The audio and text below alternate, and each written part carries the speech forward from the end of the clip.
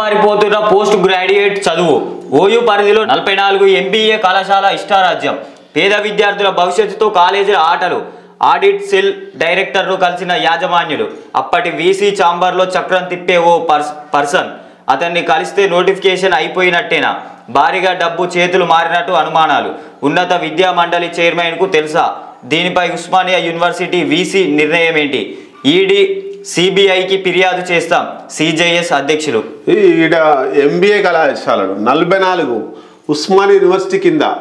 44 మరి మిగతా యూనివర్సిటీల కింద కూడా ఎంజీ యూనివర్సిటీ కావచ్చు ఇంకా రకరకాల యూనివర్సిటీల కింద కూడా రకరకాల ఎంబీఏ కళాశాలలు ఉన్నాయి ఆ కళాశాలలు ఇష్టానుసారంగా నడుస్తున్నాయి విద్యార్థులు రారు తంబు వేరు ఇవన్నీ కూడా వాళ్ళకు కావాల్సినటువంటి చదువు చెప్పరు ఫ్యాకల్టీ కొన్ని కళాశాలలో ఫ్యాకల్టీ లేదు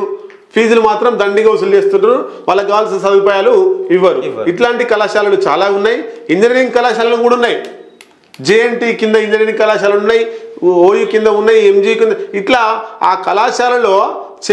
అప్రూవల్ అయినటువంటి అధ్యాపకులు వేరే లెక్చరర్స్ వేరే ప్రొఫెసర్స్ వేరే అక్కడ చదువు చెప్తున్నటువంటి వాళ్ళు మళ్ళీ వేరే ఎంబీఏ అయిపోయిన వాళ్ళు వచ్చి ఎంబీఏలకు పాఠం చెప్తారు ఇంజనీరింగ్ అయిపోయారు బీటెక్ అయిపోయిన వచ్చి మళ్ళీ బీటెక్ వాళ్ళకి పాఠం చెప్తుంటాడు వాళ్ళకి ఏమర్థమవుతుంది దీని మీద పూర్తి స్థాయిలో ఎడ్యుకేషన్ రాష్ట్రం దేశం బాగుపడాలంటే విద్య మంచి ఎడ్యుకేషన్ అందించాలి కాబట్టి రేవంత్ రెడ్డి ఖచ్చితంగా విద్య మీద పూర్తి స్థాయిలో నిఘా పెట్టి దాని మీద మంచి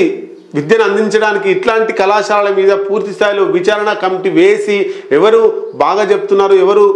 ఫ్యాకల్టీని మంచిగా అప్రూవల్ చేసినటువంటి ఫ్యాకల్టీతో చేస్తున్నారు దాని మీద విచారణ చేయాల్సినటువంటి అవసరం